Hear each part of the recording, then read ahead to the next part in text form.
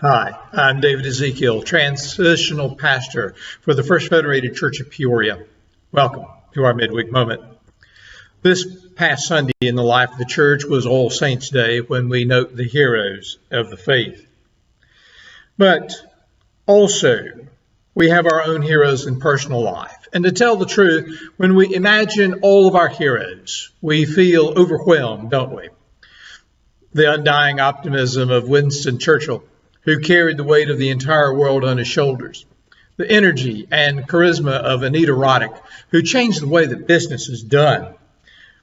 The brilliance of Maria Montessori, whose insights transformed the field of education. Very impressive individuals and their accomplishments.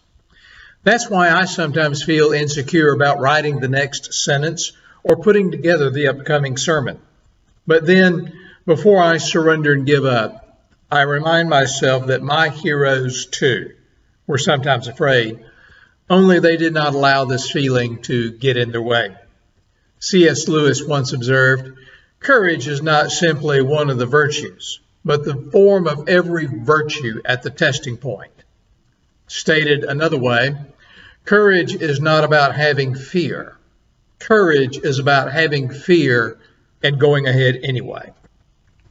Self-perception theory, proposed by Cornell psychologist Darrell Byrne, suggests that we derive conclusions about ourselves in the same way we derive conclusions about others.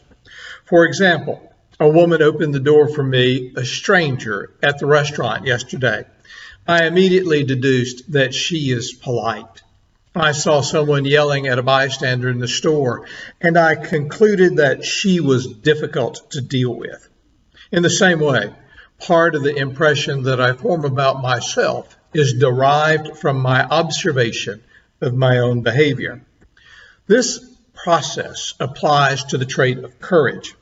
When I see people taking risks, coping with difficulties, or overcoming fear, I infer that they are confident and possess courage. Similarly, if I see myself doing all these things, I infer that I am confident and courageous. I do not need to feel courageous to act courageously. Rather, it is when I act courageously that I become courageous. Fear is a natural human experience.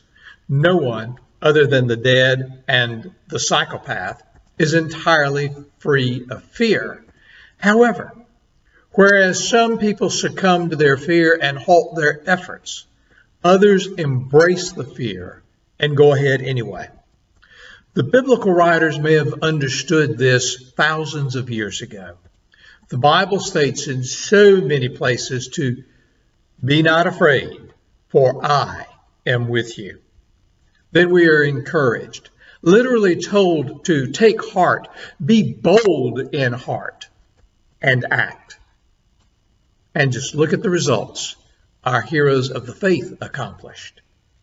That's why we celebrate them on All Saints' Day. You can, too, have faith and act courageously. So take a moment and ask yourself, just where can you embrace your fear and go ahead anyway? Where can you be courageous? I'm David Ezekiel.